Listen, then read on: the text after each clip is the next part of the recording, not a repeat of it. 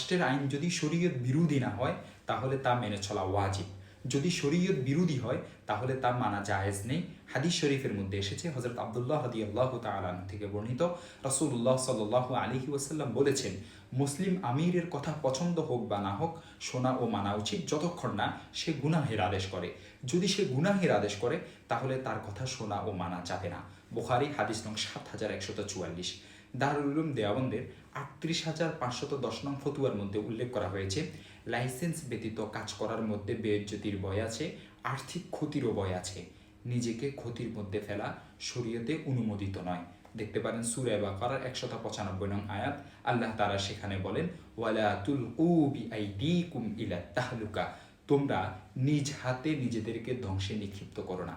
এই আলোচনা থেকে নিশ্চয় অনুমোদিত গাড়ির শরীয়ী বিধান সম্পর্কে আপনি জানতে পেরেছেন। কাজেই সরকারি অনুমোদন এবং নীতিমালা লঙ্ঘন করে গাড়ি চালানো বৈধ হবে না, এটি নাজায়েজ হবে।